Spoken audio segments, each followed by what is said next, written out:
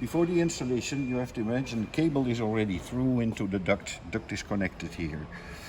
The black one we open.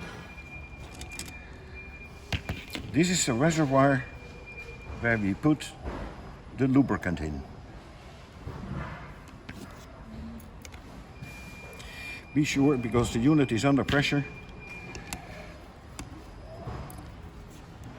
that it is airtight. Now during the installation, when the air flows, you will see that this black knob will pop up. It indicates that the unit is under pressure.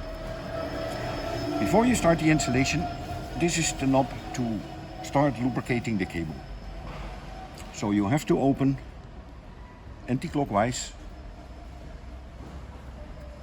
and the unit starts dropping.